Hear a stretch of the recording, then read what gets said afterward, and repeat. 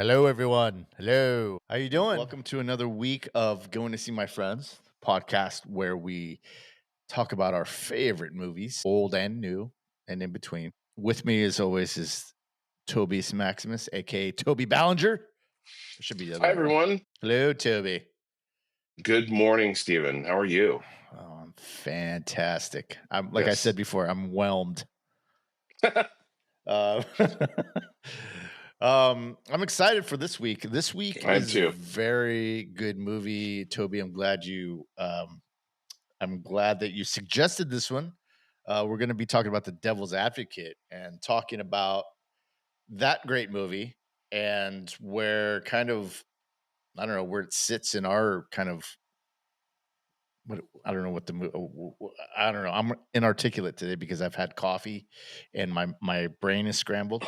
But Right. yeah, but we're gonna have a good Excuse time me. talking about this. Yeah, and just as before we went on there, you were talking about where you saw it first, Toby. Where did you see this movie first? So, hey, everybody.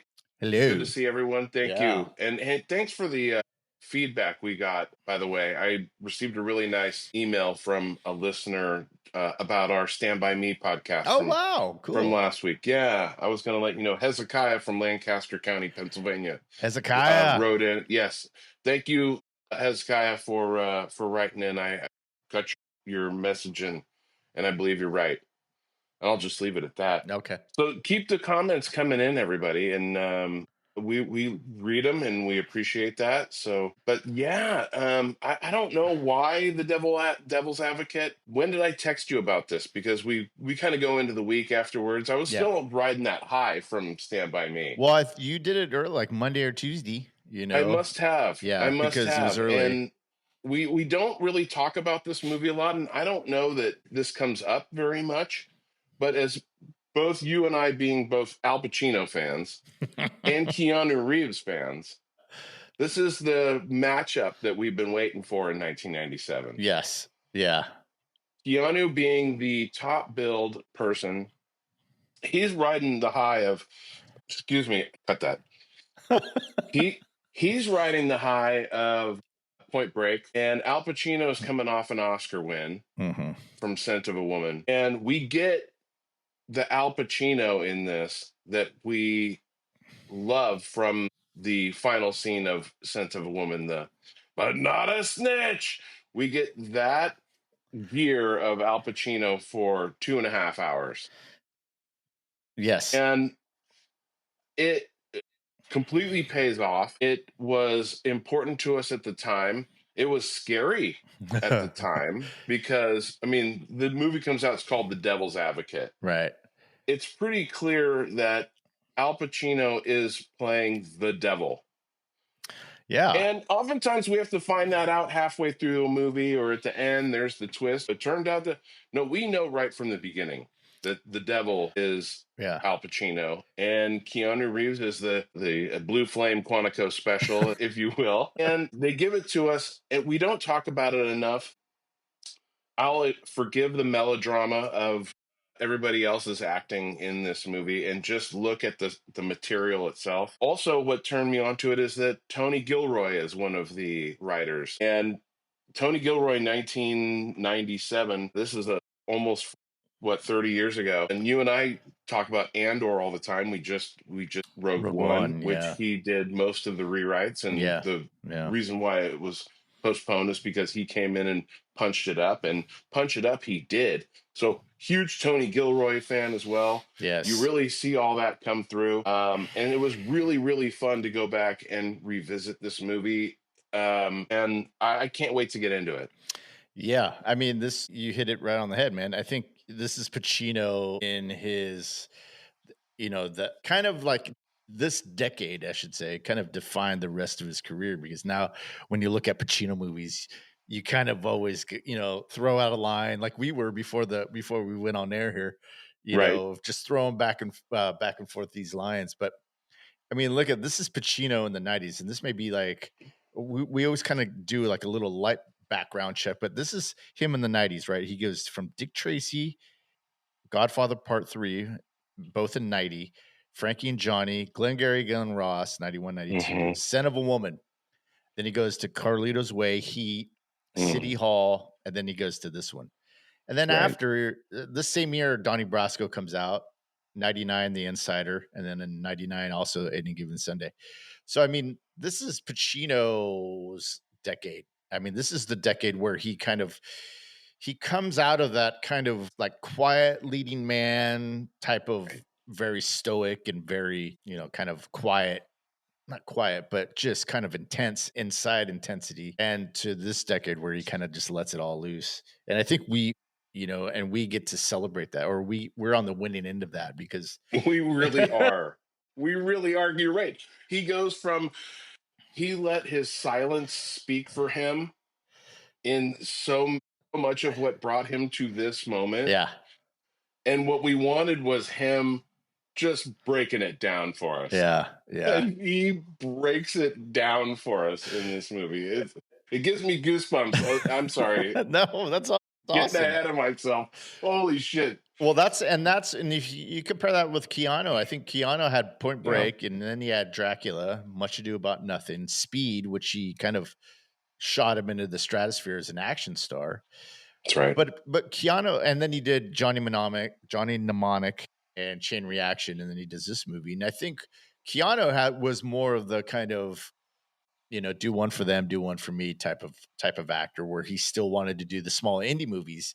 So I think he kind of needed this movie. He took less money than usual just so they could get Pacino into this movie. That's So right. so I think that, for him, he saw the kind of potential about this movie. And also it was a decade where we had a lot of courtroom dramas, right? I mean, it Yes, was yes. it That's was right. yeah, it was the decade of I don't know, like, let's see, let me get my notes here. Well, you have A Few Good Men with Yeah, The Rob Firm, Reiner, The yeah, Firm, Philadelphia, Primal Fear, Philadelphia. yeah, Time to I love Kill, it.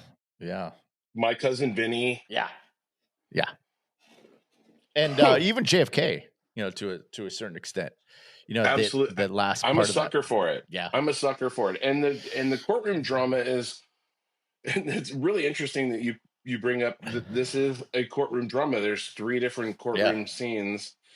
This is about a law firm or a partner working his way up the ladder in a law firm. And you and I both having spent many years working for law firms, yeah, we can see, and I don't want to bust the balls of the courtroom drama stuff, and I'm not going to get into the whole that's not how yeah, discovery right. works and all that. We're going to set all that stuff aside, but this is a courtroom drama. Yeah, and go ahead, sorry. And I'm a huge sucker for that.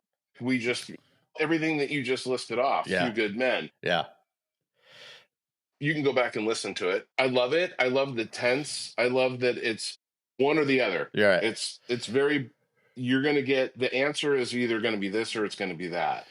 But yeah, and it's also, I think, when a genre kind of fills the, or kind of overfills the quota, so to speak. Meaning, and every time something kind of big happens in Hollywood, they just tend to recreate it. And I think when it comes to a certain point, they have to zag. And I think this is one of the courtroom dramas that zags, because this is like a courtroom drama, but it's also supernatural thriller, right? And so this is where they zag. They present it, because if you look at the first, I don't know, say half hour of this movie, maybe. Yes. I mean, and you watch The Firm with Tom Cruise, it's basically the same movie, right? He's getting Yeah. recruited into this thing, and they do such a great job. Taylor Hackford does such a great job in this movie of building that suspense, because even in The Firm and in this movie, that something's not right. Like, what's going on here? Like, why is it so That's eerie? right. Why is it so, and in The Firm, it was a smaller firm, but it had this kind of thing about, okay, this is too perfect, right? And then at the beginning of this movie, he's like, we want to fly you up to select a jury, and it's all paid, all expenses paid, whatever. And they're recruiting him very heavily. So you're kind of going like, okay, well, what is this? And I remember thinking when I first saw this, like, this is creepy. When's the shoe going to drop? And then when it Right. does, yeah, That's right. When's he going to figure out that it's too good to be true? right, right. And they put it immediately on him and he calls him out for it. Yeah. at his celebration in the bar, the guy comes up with an offer. We're just going to fly you up and you're going to help us pick a jury. Yeah. You don't need an attorney to help you pick a jury. Right, right. And he knows this, and he calls him out, and he's been having shots with, and he's looking at it, and he looks at the card, and he's like, yeah, whatever, whatever. And he tells him to get lost, which Yeah. is the right choice. Yeah. As it turns out, he was right. Kevin's initial reaction is to get a, but this is the first 15 minutes of the movie. And as the audience, how do you keep up this pace? Well, there is that underlying, I know, when's the other shoe going to drop, Right. as you were Yeah, saying when I was yeah. interrupting you. No. You're fine. And you're right. Taylor Hackford does an amazing job. He known for his suspenseful dramas, An Officer and a Gentleman, and Against Yeah. All Odds. Oh, I mean, this Against All Odds. What an underrated movie that was, Against All Odds. I went into it. Yeah. Yeah. Go ahead. No, I was just mean going to say, interrupt you. no. I was just going to say that I remember everybody remembers the hit song that came out by Phil Collins, right? Take a look at me now. And I remember that on the radio everywhere. But when I watched that movie, I was like, oh, wow, this is better than I thought it was. And I mean, that Yes. movie, we could do a whole deep dive on that movie. That's a great It's movie. on the list now. Yeah, exactly. That's cool, man. Thanks. Oh, wow. The Say You You, got me Say excited. Me video. Yeah. He did the Lionel Richie Say You, Say Me video. I mean, that was a monster. We grew up with this stuff. This guy, like, kind of somehow, and never recognized him for it, was like brought us from the 80s into the 90s. Yeah. With just banger after banger. And you're like, oh, he did this? Like, the videos weren't really a thing. And they were trying to figure it out, how to do videos. Taylor Hackford, thank you. Yeah. Salute to Taylor Hackford. Yeah. So, anyways, oh man, I lost my train of thought. Anyways, yeah, I think it's a great movie to kind of, like I said before, this movie kind of zags. It definitely zags and puts that supernatural element into it, which is, what Al Pacino, John Milton says at the end. He says, when Keanu asks him, why the law? And it says, right. Well, because it puts us in everything. Right. And that's the ultimate backstage pass. Right. And we'll get to that speech. You brought it up first. I know, but we're going to get to that speech. And he sets the stage. He sets the stage. Look. Okay. Oh boy, here we go. But don't touch. Yeah. Here we go. Feeling the goof. Yeah. And when you're jumping from one foot to the next. Sorry.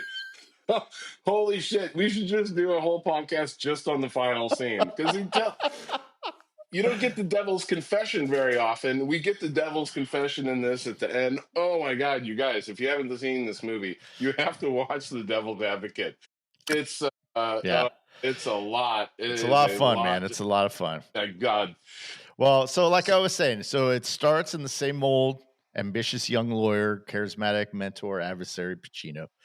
High stakes cases and a moral test. Now, the moral test, when that comes into this movie, you really feel it. Like, you really feel, not only do you feel that his dilemma in the, when he says, maybe I don't want you to take this case, you got to go care for your wife.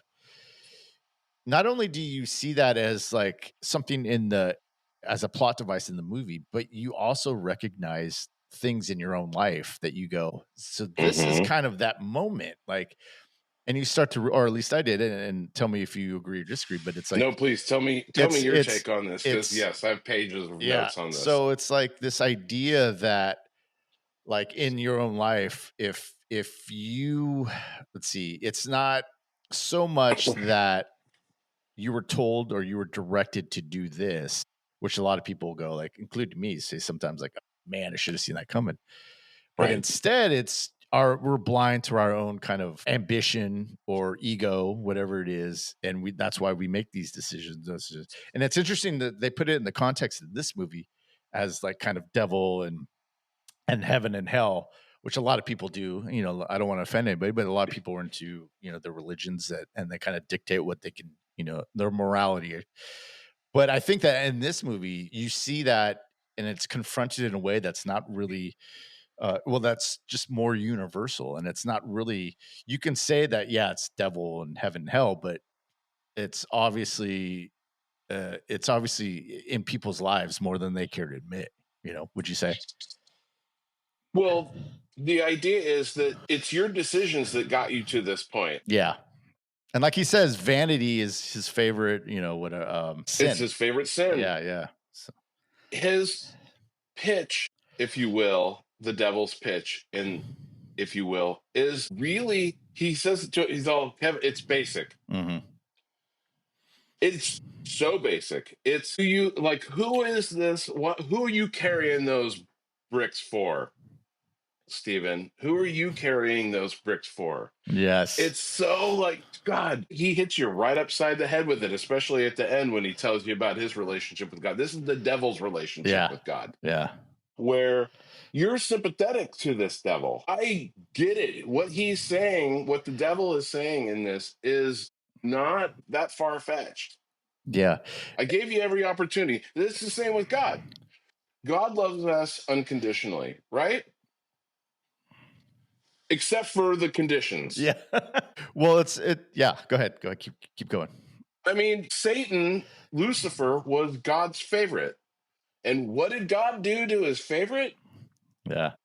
He cast him down. That's not unconditional love. And Right. so his beef, the devil's beef in this, is so just like, you get it. Yeah. Like, what did Well, I do? yeah. I mean, it also shows kind of the weaponizing of religion, kind of, if you're into that kind of stuff. It's Yes. the way that religion kind of is able to kind of manipulate the idea of, well, this is what, it's recognizing man's kind of flaws, and our humans flaws, not man and women, humans flaws, and then being able to say, okay, well, here's how we can organize this sect or this dogma for people to follow, because we can kind of manipulate and prey on these weaknesses over here. And I think that this movie kind of really shows you the power of that, because I'm not really a believer in the whole organized religion thing, but I do believe in some sort of kind of cosmic, force maybe, but it's not heaven and hell kind of thing, it's so. Popes, swamis, snake handlers, Yeah, all feeding from the same trough. right, I mean, this exactly. is just such a, what is it that I believe, Hmm. actually, after all this time at 52 and be 53 here in another month? Thanks for the early happy birthday wishes, everybody. Hezekiah writes in, hitchhiking in Lancaster County, Pennsylvania. He says, yeah, no, they're listening to it right now. Yeah, Okay, cool. sweet. Thanks, Hezzy.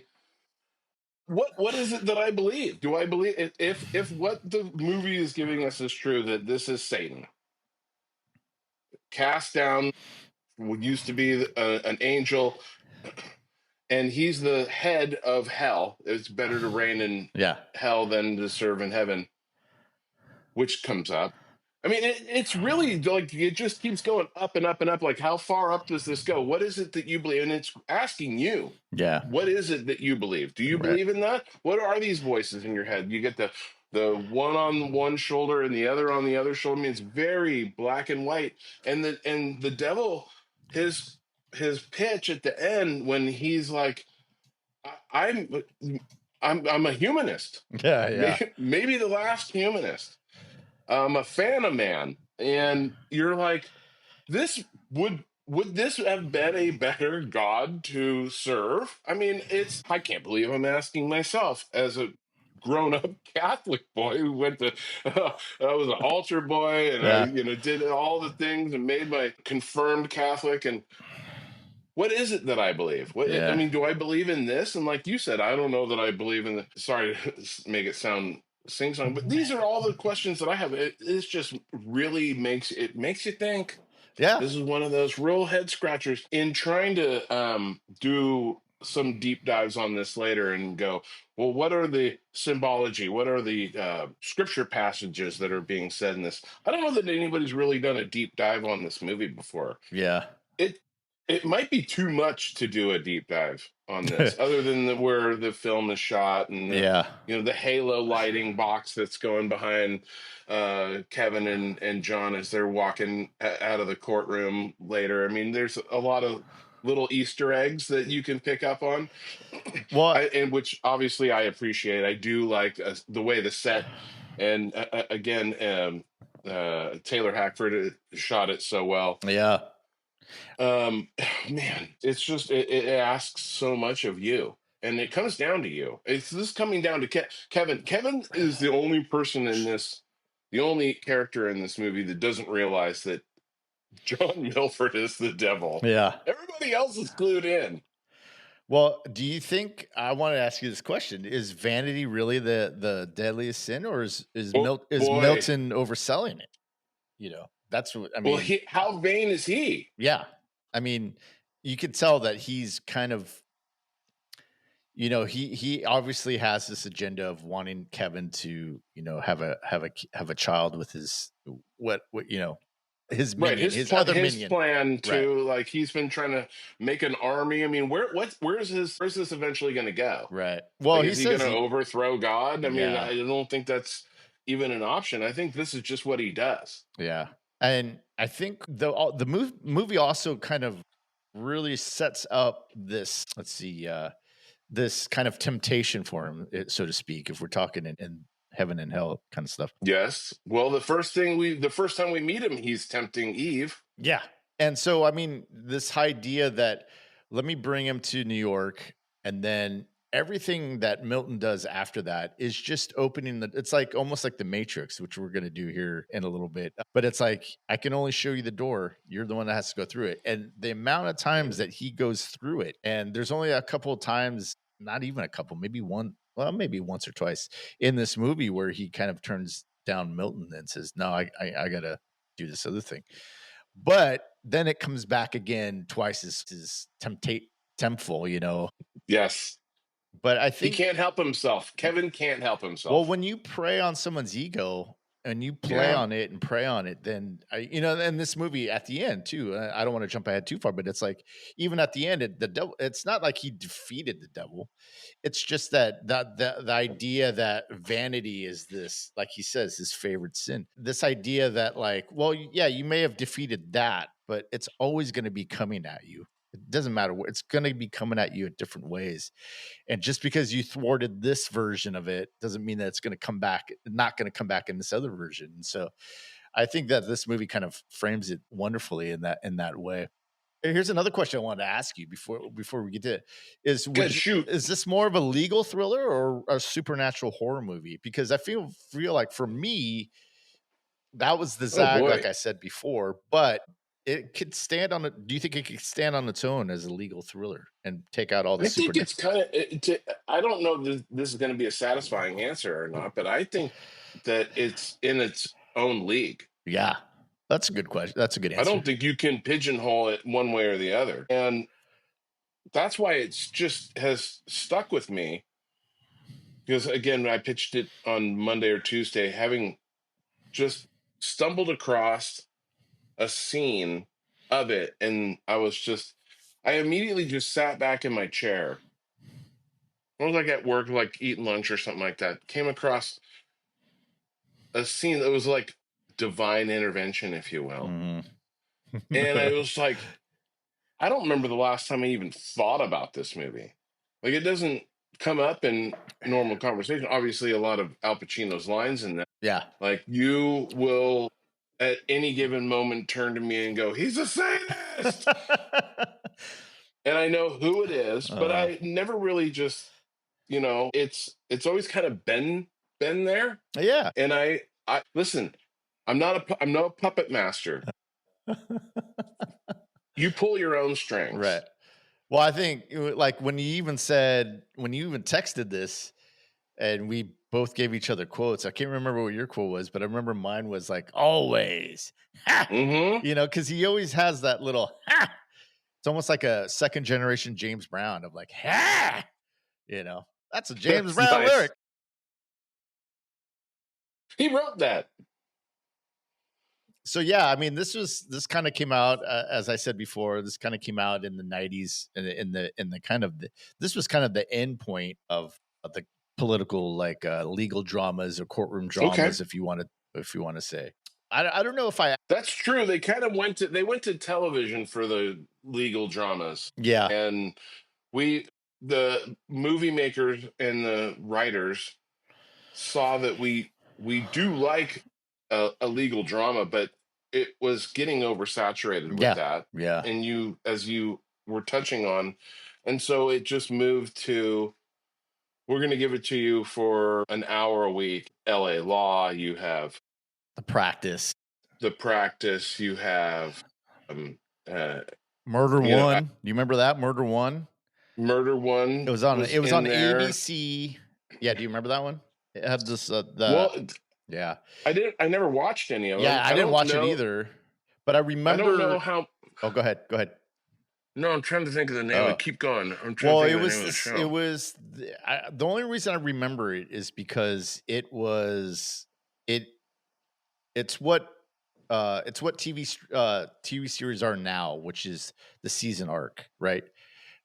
Because before then you had this episodic kind of Law and Order type of stuff where, Hmm. each week you finish it, you solve the case and you tie it up with the bow. Yeah, But this what Matlock. yeah, so this was that first Murder One was on ABC, and I think it came out in 97, I wanna say 96, 97. And it was the first time that it was one case over a season, Okay. and it was the lawyers and the police working together to solve this case, and that was the big sell of it. And of course, I never watched it. I think I quit watching TV around that time, Okay. network TV, I should say, anyways. And it was kind of this that was the sell, and I think that this it was part of the boom of everything, TV and movies of this courtroom dramas. But yeah, I remember that one. I never, like I said, never saw it, never saw an episode, but I just remember the sell of it.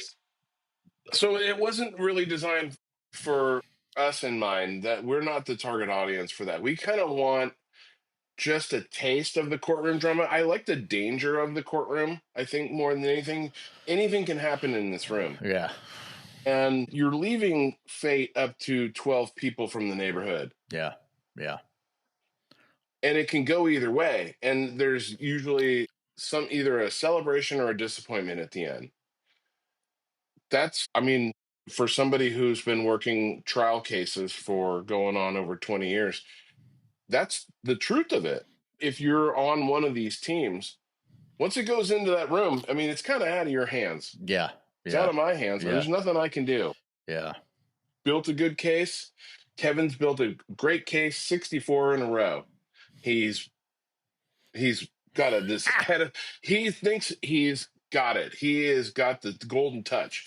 These are his juries, blah blah blah blah. He switches sides to become a defense attorney. Hmm. Why? Because for the last 5 years, he's been listening to a jury through a ear hole that from the men's restroom into the jury deliberation room. Now, the devil didn't make him do anything, but the devil probably put that hole in the wall because all I do is set the stage. And it's up to you to go listen. He didn't have to go and listen to that hole in the wall for the last 5 years. That was Hmm. the first thing that John asks Kevin when he meets him in his office is, "What's your secret?" He goes, "I don't know if I have a secret." Now, come on, tell me your secret. And he was just waiting to hear it. Like Yeah, the devil's having fun. right. I want to hear you say to me that you listened to the hole that I put there, and you didn't have to listen, but you did. Yeah, You cheated. You cheated your way yes, here. You suspect. had.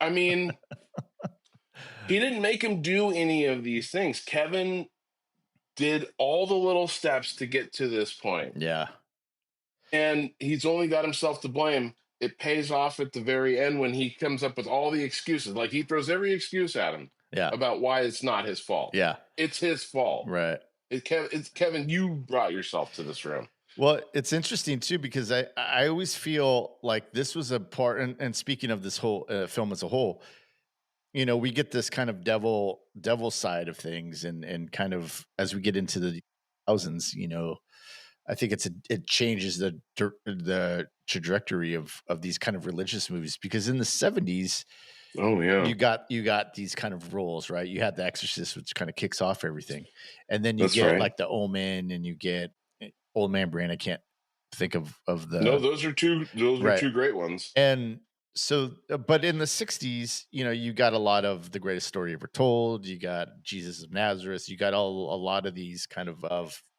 God type movies.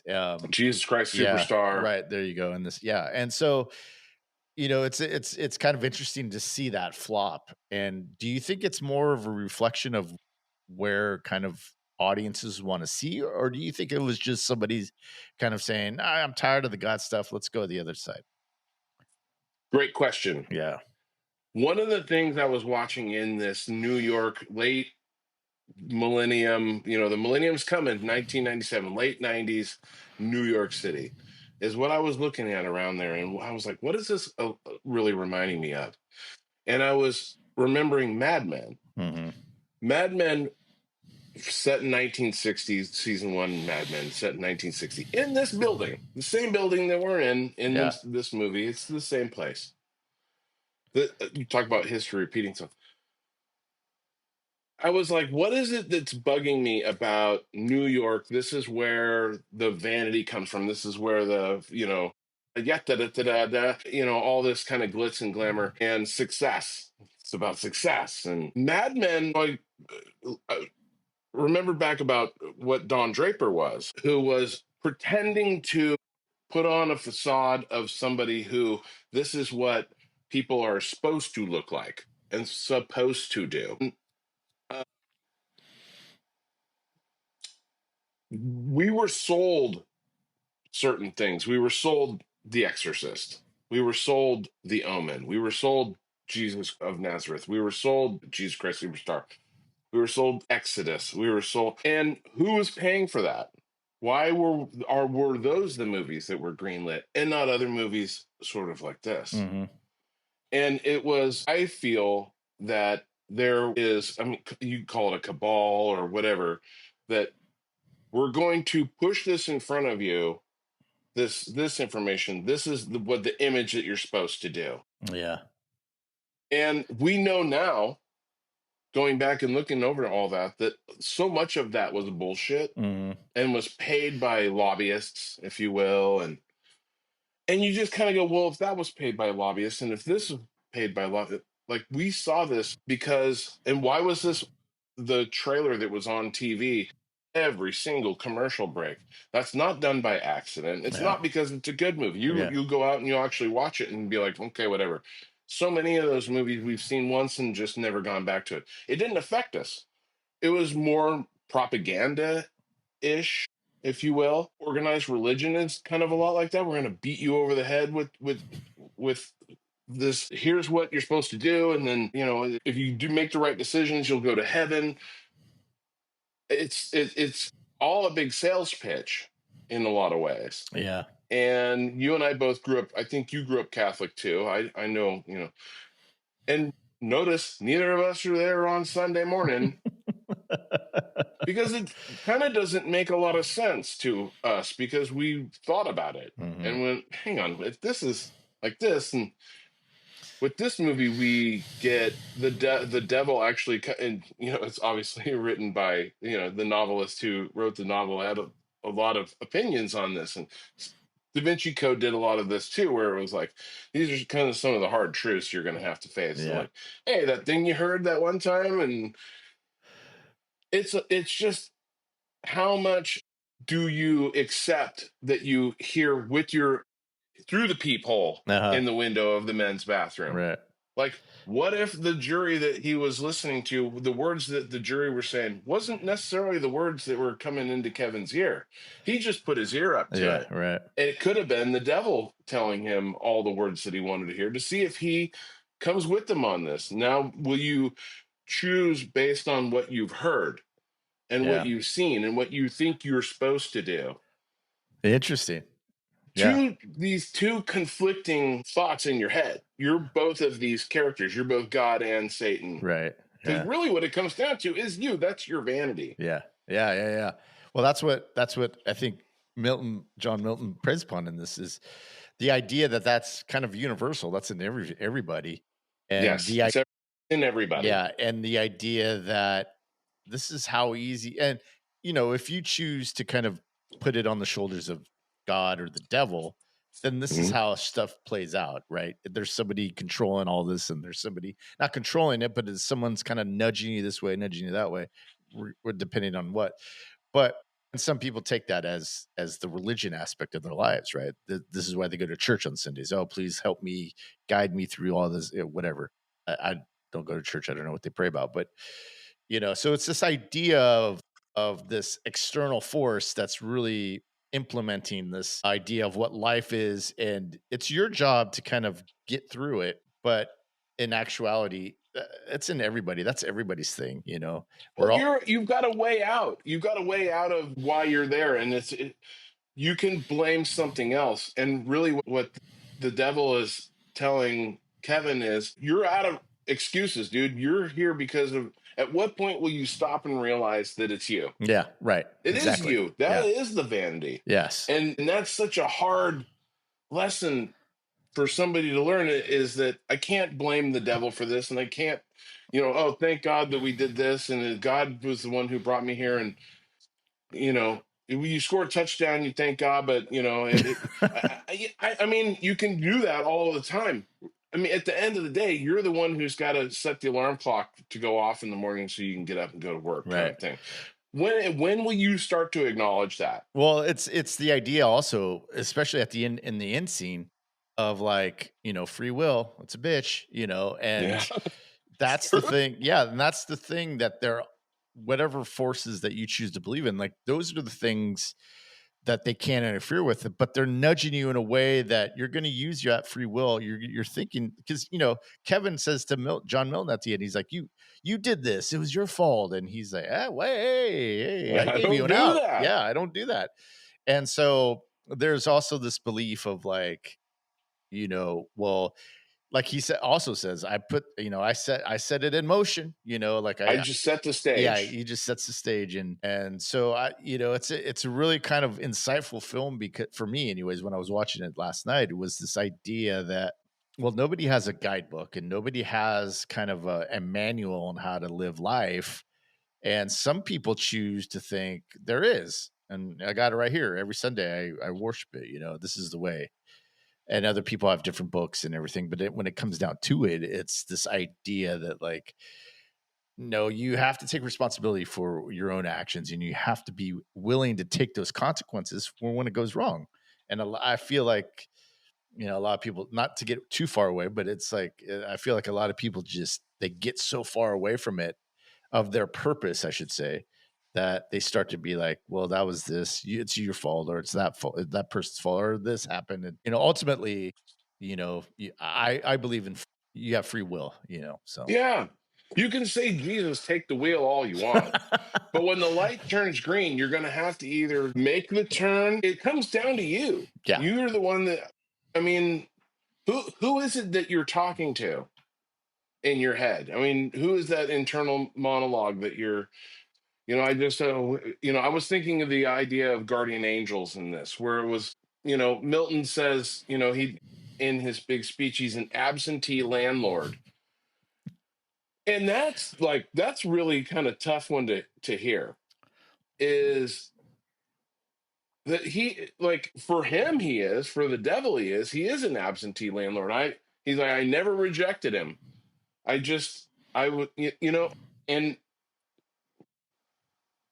he's an absentee landlord. He's just as pissed off. The devil's just as pissed off as everybody else. He's going to carry this beef forever. This is going to Yeah. keep going. Yeah. But for you can sit there and you can pray, or you can say, well, the devil made me do it, or Jesus take the wheel. But ultimately, when that light turns green, you gotta go. It's Yeah. your turn Yeah. to go. Who did you say God was driving the car at that time? Did you say the devil was driving the car at that time? I mean, it's basic, Kevin. Yeah. And it's just this movie is kind of it kind of just highlights his kind of journey from pure, or not pure, but like this thing of, oh, I'm just going to be a lawyer. I'm going to be the best I can. I'm going to do this. I'm going to do this to, well, here's what this you could be like. It's kind of like The Last Temptation of Christ. You ever see that movie, the Oh Scorsese? yeah, So it's like yeah. that whole end was controversial because it showed Jesus being like, nah, I don't want all that. I'm going to go over here, live my life, and that was a bit controversial. But that's what the idea is in this movie. Is like he kind of takes this journey, and then at the end realizes, oh, this is I don't want this. This is not what I want, and I have to go back to this idea of me of just doing the right thing and just being a moral Yes. person, So, but that was great. And let's get into kind of like you were touching on earlier, kind of Taylor Hackford's kind of way of filming this, because I feel like there was a lot of Right. cool examples of this journey that kind of Kevin and what was his name, Marianne, Mary, Hmm. yeah. So like First of all, her name's Mary. Mary, okay. Whoa, see that just over my head the whole movie. I mean, they refer to her as Mary Ann, but Right. yeah, her name's Mary. So, but I mean, a lot of this, especially in the early scenes when they're in New York, a Yes. lot of backlit red, like it's this journey into hell kind of thing. You see a lot of Hmm. reds, you see a lot of dark marble, polished Yes. wood, imposing architecture. Everything, even as the offices feel like cathedrals, and it's kind of gothic in this way. Like you see a lot of I feel a lot of gothic in this movie. How about you? What did you notice about kind of the way this was filmed? So if you listen to the movie with your earbuds in, Yeah. you will hear a low rumbling in the background Oh, really? in all of those buildings. Yeah. And you probably pick up on it just watching it in your living room with the subtitles on. That's another way to watch movies. But I don't know that you'll really audibly hear that there's a I didn't hear it, but but it's I don't doubt that it's there. there. Yeah, yeah, yeah. It's there. It's this that's an ominous sound to me. Yeah. And it's really, this is all for Kevin's character, right? And he just setting the stage. Now, is any of this real? Sometimes I ask myself, or has he, when he said he just sets the stage, is anybody else going through this? Most of the staff at this law firm, and you and I both having worked for law firms, know that when you see a law firm that is just busy and running around and it looks very efficient and very orderly, and this is what a New York white shoe law firm should be looking like, but it's a show. I think it's a show for, because I've never been in this room. Have you ever been in this room? No. Most people haven't been on the 38th floor of on Fifth Avenue Yeah. in an office like this, and you believe it. You believe the way that he has shot everything. It's shot letterbox, or it's just that I watched the letterbox version of it. But you just see a slit of everything. You're kind of confined to that. We don't get big swooping shots. When we do see swooping shots, he's literally on the edge of the world. Yeah. They go out to the balcony when Kevin is introduced to John Milton. They open that door and they walk out. There's an infinity pool that's spilling over the edges, and they walk out literally to the edge of the world. And I'm like, he's, well, this is a test. Yeah. Yeah, no shit. Are we negotiating? Most people can't handle this. Of course, it's a test. Everything's a test. Yeah. How far can I take you? I just set the stage, and you have to walk out to the edge. All these little things that the devil is doing in this is The he's world, not. It's not even work for him. right. Well, it's It's like the too world, easy. the world could be yours. Here it is. It's kind of Yeah. that unveiling. Yeah. So yeah, I mean, I would, and even the clothing. Hmm. I noticed that Keanu Reeves starts in like kind of these lighter suits.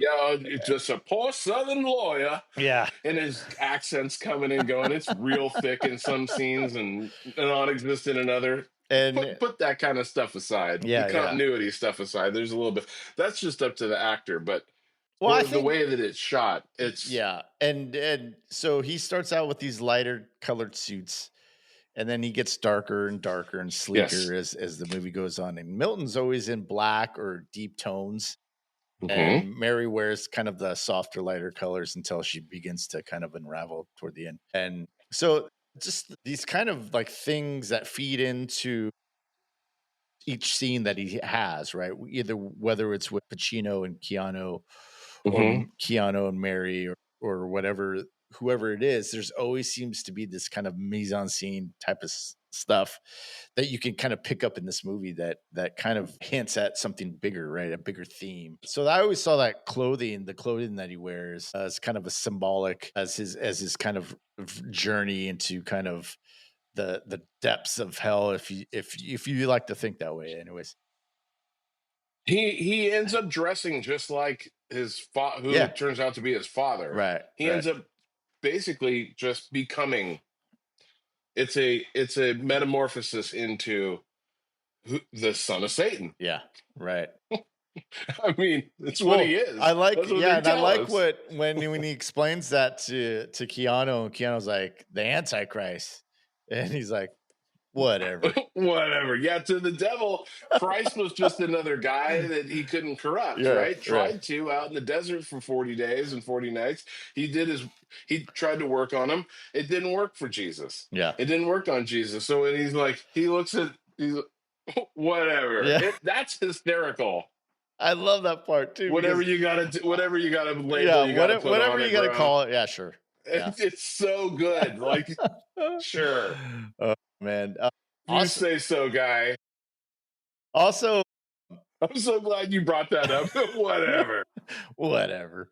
The statues, there's a lot of So statues. cool, dude. Yeah, yeah, yeah, yeah. So there's a lot of statues in this, marble statues, and at Yeah, the end they start coming to yeah, life and twist. they do. Um, and it's This showing you the practical effect is, I think they won an Oscar for this practical oh, really? effect, I didn't or they yeah, I were didn't know that. nominated. That Nice. practical effect, when it comes to life, Yeah. never gets old. Well, let's jump to it. I mean, I think Okay. this whole movie Yeah. basically is kind of one huge temptation after temptation, one after the other. Oh, it's And nonstop. yeah, We never see him take a unrelenting. shower and go to bed. He's just Yeah. on, just going, going, going, Yeah. going, going. They don't let up on him. They never let him get a break. Anytime that he tries to console his wife, the phone rings and Yeah. he's off and running. He's like, you could have just sat there and consoled her. Your wife's having literally the worst breakdown of her life. She's telling you that she cannot have children. Yeah. And the phone rings and he's all, hang on, Mary, I gotta go. I gotta go get the phone. He could have just let it go to voicemail or go to the answering machine. He does not. He springs up. He's out of there. Well, He's more interested in somebody else. it's the thing of that's what kind of when you get tempted and you start to take all these temptations, Yeah, I'm using the verbiage of the movie. So absolutely. when he goes in, and then all of a sudden he says, "I want you off the case. You got to take care of your wife." And it becomes this sensible thing, this pragmatic thing of go take care of your family, man. And it turns the Gives him a tables. chance. And he's just not ready for that. He's just like, "Whoa, no, and then he has to look for an excuse or an explanation to excuse that ego, right? Of like, no, I'm in neck deep into this thing. I'm not going to back out now because what if It's I my jury. yeah, what if I back out, she gets better, and then I hate her for it? It's Hmm. this thing of, dude, That's so just true. it's That's the truth. He yeah. tells him the truth. He's like, that is what he's afraid of. Well, I'm I going to think hate her for it later. I disagree. I think it's something that he cooks up because he's so used to winning. He's so hell bent on winning everything, right? Everything in his life. It came all this all this fame and he thinks, "Oh, well, I earned all of this." And Hmm. really it's just this idea of like of Milton kind of leading his ego to the point where okay, yeah, now why don't you just do this? And he's like, no, no, I win. That's what, like he says, I win. That's what I do, And he Yes. gets to this point where now he can't back down. And that's where Milton, I think, goes, gotcha, because you never saw him coming. You never saw, like, that's what he's trying to tell him throughout this whole movie. Don't, they never see me coming. Right. And so it's this idea that like that's how it happens, and that's what usually how it unfolds. And Keanu is just so neck deep into it. He's not going to relent because that's just not who he is. But that's who he is. He really that's what the movie at the end of the movie when he gets back into the bathroom at the end. It's like okay, like this is I have to go back to being the person that I was. Not to say that the devil's now gone forever, but it's like this is just one choice in the lifetime of choices that I'm going to make. I just hope I make the right choice and so yeah. It's the Milton tells Kevin on the subway, maybe it's your time to lose. Yeah. Yeah. He keeps giving him all the The outs. every way out, Yeah. and Kevin chooses to keep going. Yeah. And he brings it up to him. He's like, "You made me do this." And he's like, "No, I didn't." If you go back and you watch, he's given him every chance to say no to him, Yeah. and Kevin's right there. No, I'm here. Yeah. Kevin, he's or Milton goes, "What, you think I never lost before?" Yes. You read the Bible, it's a book about the devil losing. And I write that down right away. He's like, "You think I never lost before?" I mean, the devil's telling him the truth through the whole Yeah. thing, too. Yeah. He's never being lied to. And you think of the devil as the great deceiver, right? I think that is one of the names that he's been given over all the. In this version of the devil, he's maybe not a bad guy. It's just true. Uh, And I'm giving you free will. That thing that God promised you, I'm actually doing it. yeah. I'm actually living it. I've been down in here with my nose in it since the whole thing began. And you can't say that the last what was this the last century Yeah. was The made. 20th century wasn't all mine. Yeah. One of the lines that goes through my head, maybe on a daily basis, and I forgot that it came from this, was, "All of it, Kevin." When anybody says, there's just, it's one of my little internal Uh-huh. like jokes to Yeah. myself. And that's frightening.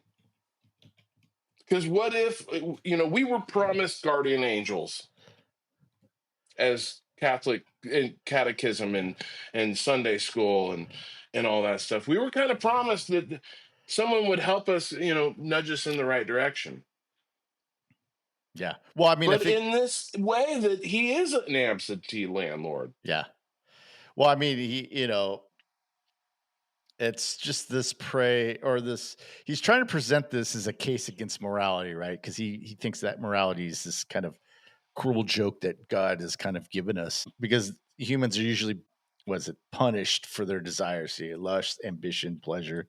That's right. We're shamed for it, and Right. then we got to carry guilt. It's like a bag of fucking bricks. Yeah. Who you carrying All you that bag all you for? got to do is set them down, and that's such a cold way of. And I'm like, is it just that easy? If it was that easy, we would just do it. Yeah. The guilt, we all carry a lot of guilt with us as Catholics. Lord knows we carry a lot of guilt with us. Guilt, it's like a bag of fucking bricks. Yeah. All you got to do is set it down. Yeah. And you're like, wow, that sounds really easy when you put it like that. I mean, it's not just a get rich quick scheme or I just sell my soul to the devil. Boom, done. I'll And go to the crossroads and I'll learn how to play guitar. And then what? Then what happens to your soul and then if you believe in a soul? yeah, and he claims that he's the only one honest enough to kind of encourage people to indulge, right? So he's always He like, "I'm a nurtured fan all of of those. man." I'm a fan of man. Yeah. So it's He's a just humanist. He's more of a hedonist than a humanist, if right, you think about it, because right. he's got that fainting couch in his office, and there's all these little. And I'm like, he just, at one point we see him in his bathrobe, like we've Oh yeah, interrupted, like he's been woken up from something. But most of the time, the devil's in that three-piece suit, very tight, pressed. He looks sharp, where I and gotta on be, two, where I gotta yeah, be. well, I gotta be on the edge, and we get to see him disheveled at the end, and we get to see him in a bathrobe with the pajamas and bathrobe about halfway through the movie. Yeah. And it And gets he's burned very off. vulnerable. Yeah. He's very vulnerable. I mean, this is a wounded soul, too, if you will. I mean, he was the first one that God ever cast down. Yeah. And he hasn't forgotten. This much we do know. Yeah. Let me tell you about God. I mean, we get the full, very seldom in movies do we actually get the heavy explaining everything to you. And we get it in that final scene, and it's so mesmerizing. Yeah, All of it is just man. there's so many clips. I'm like, it feels like a 20-minute scene. It probably is a 20-minute Well, scene. But you can watch 4-minute clip here, 4-minute clip there. it's kind of the way he delivers it in this the choices that he's making as an actor Mm-hmm. too. As Mm-hmm. you watch this, you just see all the little hand movements, you see his little dance, you see his face contorting and punctuating kind of every point that he wants to make in this. And it's just I feel like well, let me ask you this question. The It twiddling the yeah, fingers is like little he does the little twiddle or of he the does a finger. little soft shoe, you Yeah. know. Do you think that this is kind of do you think he overperformed this or do you think that this is one No, of his best kind of performances? no, he's perfect. Okay. Yeah. He is perfect where he positions himself in the way that it's shot, and that when he puts Kevin in charge of going to meet Cullen at the unfinished, the first time we get to meet Cullen, played by Craig T. Nelson, who's also spectacular, who has Yeah. literally sold his soul to the devil Yeah. and doesn't really realize he knows that he owes John Milton like how many hours did we bill Cullen last year? And poor Barzoon, Eddie Barzoon, who's played by the great Jeffrey Jeffrey I was going to say Jeffrey Tambor, but Jeffrey Jones, Jones, yeah. who is not a demon. He's just found his way into this room too. Yeah. They immediately look over to one of the demons, and there's literal demons in this. Like his demon, like he looks to the demon, like Milton looks to the demon, and the demon who's his immediate, like these characters, these actors know they're playing demons, and to do it without being a demon is so cold and subdued, and just like maybe this is really how we picture Annabelle dolls flying around the room and all this terrorizing and all. This is terrorizing. Yeah. He's being terrorized by himself. They're giving him every chance, and he goes 11,462. Like becomes almost robotic in that he knew exactly how many hours that. So Cullen is the devil needs money too on this plane. He needs to fund it, right? Yeah.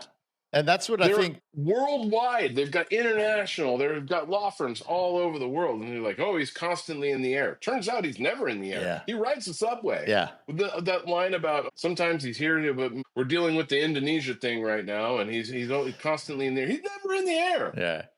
Well, I mean, even the Eddie Barzoon death when he's talking about, Yes, I nursed him through 2 divorces, a cocaine rehab, and a pregnant receptionist. It's almost like kind of emphasizing that this is how he had sold him soul. right, He had sold him right. his soul. Well, Yeah, this is what kind of Kevin Lomax is kind of the guiding through. The only difference is that Kevin is his son, right? So right. this is that's how far he could take Eddie was just to kind of lead the firm, but he preyed on Eddie's weaknesses too, like his vanity. He didn't. Yeah, He preyed on. You're here, Eddie. You're here because of the decisions that you made on your own. yeah, Everybody's here because of the decisions they made on their own. But when he's done with you, he's done with you. yeah, And yeah, God knows what happens to yourself. So he's running in a green. They call it a green tracksuit. And the 3 joggers who hunt Eddie down are wearing a white jumpsuit, a black jumpsuit. I forget what the other one is. I think Shoot, it's I forget. yeah, It's the 4 horsemen. you're right. And Eddie's the fifth. He's wearing green, and the green is the color of the fourth horseman, which is death. Yeah. And you know it right from suddenly he's going out for a jog. He's trying to better himself. That's the vanity part of it, right? Yeah. Yeah. So He's going out. He's trying to sweat off all this yuckiness because he knows that. And he turns and he sees the joggers coming, and then he sees them disappear, and he's all, my shit. time is up. And he's only himself to blame. Yeah. I think is when somebody actually does die in this. Moyes doesn't die. Moyes has sold his soul too. But with poor Cullen,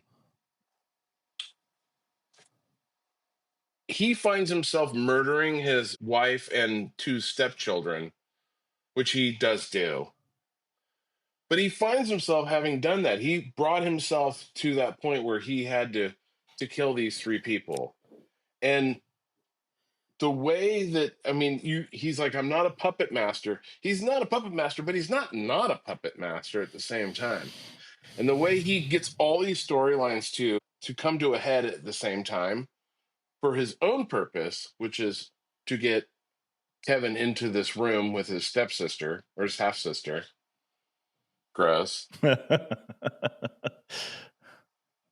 Is really a subtle way of doing it. It kind of sneaks up on you and if you really think about all these other side characters, Jeffrey Jones plays it so well that they come to realize that their time is at an end and he's coming to collect on his due. You sold your soul to him. Yeah. Well, yeah. So I I mean, hope that makes sense. yeah. And well, are there is there anything about this movie that kind of took you out of the movie? Any scenes or any kind of performances?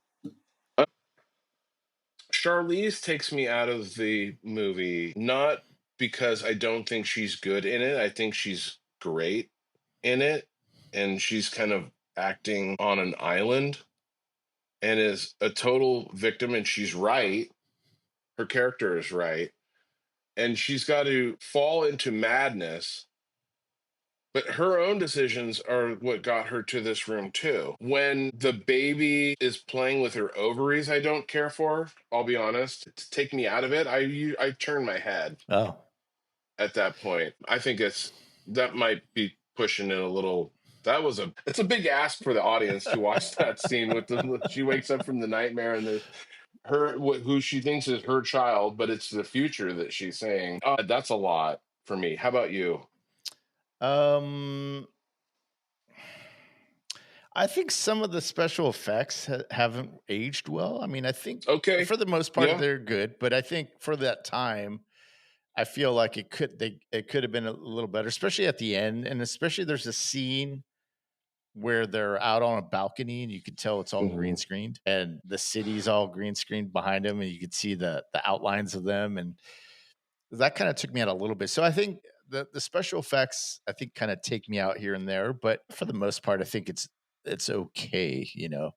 That's the one thing I think from this movie that I didn't really yeah, it just didn't age well, that part of it. And what about Clay Thompson award? Do you have one for this movie? Eddie Barzoon is my Jeffrey Jones is my Clay Thompson because he doesn't now, and he's obviously plays the principal in Ferris Bueller's Day Off. He's Ed Rooney. Ed Rooney. He'll always have a special spot in my heart for that. I mean, we can set aside what his personal life was like. Yeah. I think he kind of paid the price for that, and rightfully so. If you can get past that, he's a great actor. Yeah. He's very believable as this. He's a host of a party on his penthouse. Like he's got a really nice apartment that we get to see. And he's married to what's obviously supposed to be his trophy wife. Like these were his rewards for being a good employee Yeah. to the Yeah. Milton. I think he plays it really, really well. So Jeffrey Jones is my Clay Thompson Award winner. Nice. How about you? Mine is Delroy Lindo, the Haitian. I think he's Haitian. I don't know. I don't want to, but his little. I mean, Moyes. yeah. I think that the reason why he picks that law firm is because he he understands how to use. Some people are they're subject to a lot of their fears and whatever the things they don't like in life.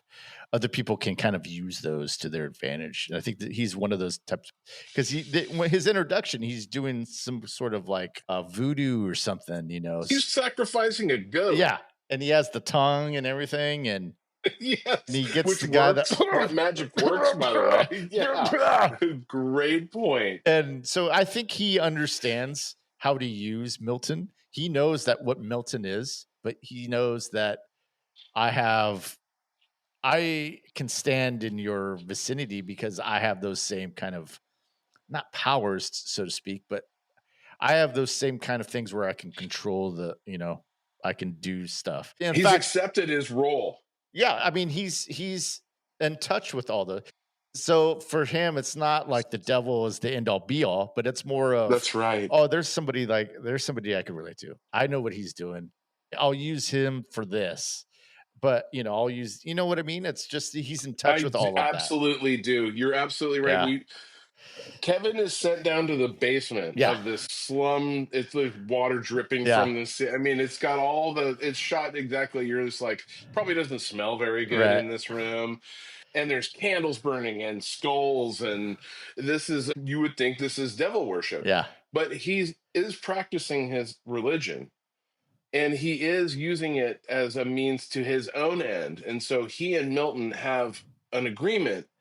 They see I will. And then on the way out, he's like, "Yeah, well, he's worth $13 million." And Kevin's like, "What?" He Uh-huh. goes, "You don't think he's paying us in goat's blood, do you?" He might be paying them in goat's blood. I mean, he's allowed to. I don't know. How do you describe it? It's It's his just character is like, what is it, voodoo or hoodoo? He's doing some kind of magic. There's yeah. people aren't messing with this building at all. There's Right. one guard dog Yeah. that's barking at Kevin and nobody else. And the kid, there's a child that leads Kevin down to his lair, if you will. Yeah. Like, Yeah. Yeah. and he goes, "What's the name of the guy who's the prosecutor?" Kevin Lomax? Murda. And he takes the nails out and it's you're like, what is this? Yeah. And so as we think of Satan as a Christian, is the devil over all the religions? Then you're like, is he crossing religions? Is there a religion? Yeah. That's where my brain immediately go, oh, like popes, swamis, snake handlers, all eating at the same trough. That's a chilling thought as well, because I've read a holy book and I know that there is a bad guy in this book. So if I were to read the Torah, if I were to read the Bhagavad Gita, is there a devil in these? Oh, you're asking me? I don't know. Yeah, I am asking Well, you. it's I feel Does like the it's devil exist in other yeah, but it's in seven. religions? I don't know very well, but I know the Gita Bhagavad Gita is Mhm. more of a kind of 7 layer thing into hell Okay. that you have to kind of go through, kind of like Dante's Inferno, if you will. But yeah, that's how when he comes on the screen, and he's only in the movie for like I don't know, he just has like 2 or 3 scenes in the movie. That's it. But I think that I always took it, especially last night watching it, I always took it as just like, well, they're in the same business. They know, and Delroy Lindo's character, what was his name? I can't remember his name. Moyes. Boyez. Moyes. Moyes. Moyez. Okay. Yeah, Moyez. And he's kind of this I saw that as, oh, they're like kindred spirits, if you will. It's like, okay, okay. And probably Milton does some stuff for him too, So that's my Clay Thompson award. If you are of use to the devil and you pull your own strings in that direction, who knows what the possibilities are? Do you still let me ask you this, do you still believe in God and the devil? I the God and the devil? No. Oh, okay. I, It's fine. It's I fine if you mean, but did, I was ask just me wanting to again tomorrow, man. know. You know what I mean? Yeah, This was a dangerous movie when it came out. There were a lot of people that were really upset about this, and how dare you? And they did the same thing with I mentioned the Da Vinci Code. How dare you? You read the Da Vinci Code, and you're just kind of like, as a Catholic and reading the Da Vinci Code, I'm kind of like, hang on, wait a minute. So Jesus had okay, so Jesus and Mary were married and had, that's what we're saying uh-huh, in this. And they go, well, he was a Jewish man 2,000 years ago, and it would have been weird for him to have not done. yeah. Like, he's suddenly just some wanderer in the desert. Like, what? Like, you mean old Ben Kenobi? I wonder if he means old Obi-Wan Kenobi. Oh, shit. You know what I mean? Like, Yeah. there's it really brings up a lot of questions, and it made me wonder. So that's a great question, Well, Stephen. I mean, you know what? that's that Catholic guilt showing right now. It really is, because you almost don't want to say it out loud. Makes it real. Oh, yeah. Yeah. Bro, that was really hard for me to Well, say. hey, you don't have to You say put it. me on the I spot. don't mean to put you on the spot. This is So your fault. You did this. you can believe I whatever you don't want. I do wasn't that, gonna. My Kevin. point wasn't to ridicule. It was just to know No, to no, I see. know you're not Yeah. ridiculing me. I mean, that's what this question is. This movie is asking. Yeah. Well, it's framed in a way that a lot of people, I think, again, it for me, it shows the kind of what did I call it earlier? The weaponized kind of dogma of how you can kind of use it to manipulate people. That's how I see religion in general. But I don't mean to offend people that are religious. I love it. Keep doing you. It's just that this idea that it's told or framed in this way that I think a lot of people don't realize that this is like everybody's life. This isn't, it's Yeah. just framed in a way of God and the devil or whatever, in that religious kind of dogma way. But for me, when I watch it, I'm like, yeah, you can take the God and devil out of this, and then it just becomes a moral kind of dilemma of a legal thriller, right? Yeah, and And it wouldn't be nearly as right, interesting. exactly, because you've seen that tons of times before, but when you frame it as this kind of battle, I think that's what makes it interesting, and I Yeah. think that yeah, so that's kind of my Huge, final thoughts on that, yeah, hugely interesting, Stephen. It's hugely interesting in that it is a battle versus good and evil, and there's no battle. right. Well, There yeah, is no, it's all comes down to, and what comes into that room and realizes that this is all his fault. Everything is, you can't try, throw something else at me. What else did I do? You blaming me for marrying? Oh, I hope you're whoa! kidding. I mean, all of it is just so cold. He's right. All of the things that he's saying is right. All she wanted was love. Mhm. She was Overrated begging emotion. him, Yeah, she was. That's the hardest part about that movie and he turned his back on the person that he's supposed to love the most. because he had these outside forces playing on his ego, saying, "You're a winner. You're amazing. You're awesome.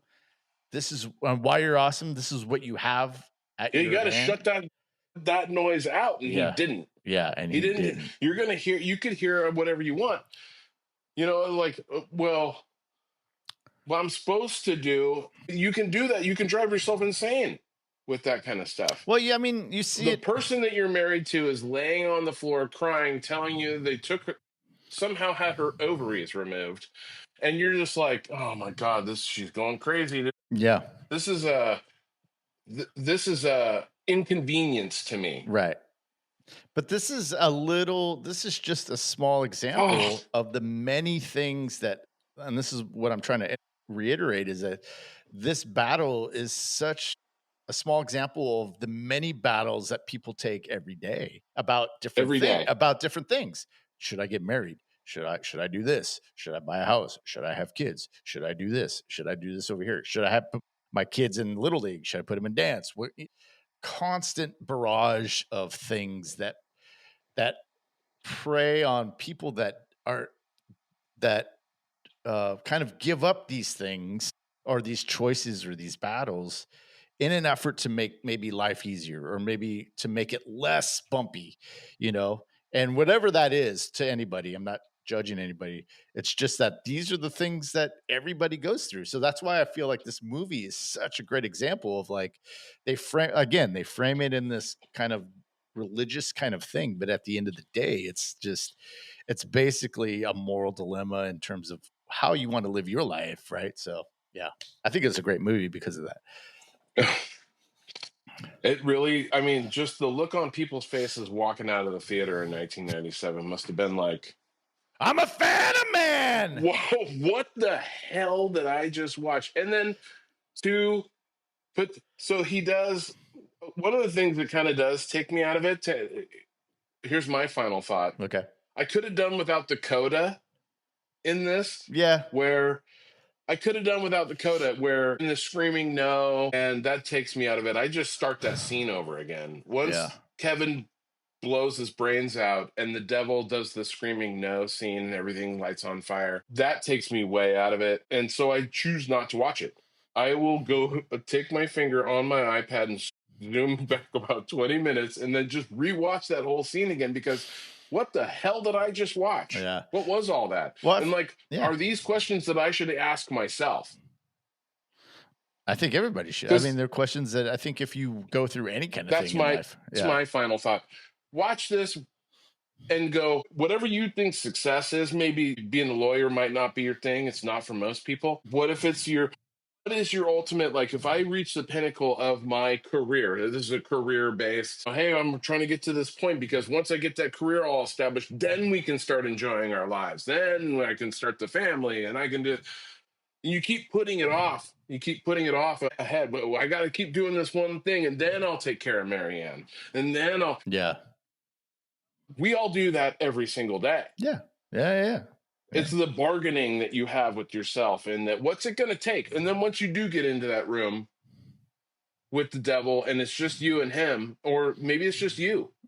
That's He's just basically in the room at the end of it. He's just him. yeah. That's yourself. He's all alone. That's why he turns it. I always felt like that's why he turns into Kevin at the end, right? Because it's basically, and he does the same thing Kevin does. He just does it in a supernatural way. He kills his. He goes back to that courthouse where Larry, the reporter, great. You'd be another good. And I should have written Larry's name. I did actually write it down. Where's Larry's name? Hang on one second. Larry's fantastic. Larry, the reporter, the Florida reporter. Where is he? Neil Jones plays Larry, the Florida reporter. Hey, Kevin. Hey, can't win them all. The first one at the beginning of the film, and Keanu Reeves is like, mm-hmm. It's like, dude, relax. Yeah, that's all I got to do. He sarcastically throws it back at him, like, hey, "Fuck off, Larry!" Like and then sneeze. Larry goes drinking. Yeah, it's like them. a sneeze. It's like. So he's had this relationship with Larry for a long, long time. And Marianne knows Larry because at the end when they win, they're going back to the beginning. Here's the coda. Goes back to the beginning and they go drinking. And he's all, "I'm never going to get that quote." And he's all, "Come on, Larry." And Marianne, he knows Kevin so well that he also knows Kevin's wife, Marianne. And Marianne's giving him a hard time. He's like, "Hey, I'm just a reporter trying to get the scoop." Turns out that's not what's been happening. It's been the devil. Well, it's just that again, it's the idea that it's coming. You don't defeat the devil, so to speak. In this movie. It's just going to repeat itself. It's just going to come from a different direction. The next thing, right? Because that's what this version of the devil is. Vanity, right? Vanity. Mm-hmm. My favorite sin. So with that, I think we should end this podcast. Okay, buddy. Yeah, this was a great one. Always good to converse with you, Tobes. Thanks, Check buddy. us out on anywhere you listen to podcasts: Apple, Spotify, Pandora, YouTube. If you're watching, thanks for watching. Go ahead and tell us what your favorite scenes in this movie is all about. I'd love to hear it. So next week you're on assignment, right? So yes, sir. We're not going to see you for another couple weeks, but we'll have a good movie for you guys. And again, any last words, Tobe, for our audience? Yeah, just stay true to yourself and Man. know that internal monologue, that voice that you're having with yourself, that's you. That's my final thought. It's And with actually you, and with it that turns out. and with that, we'll see you again next week. All right, see you guys. Thank you. Bye. Bye.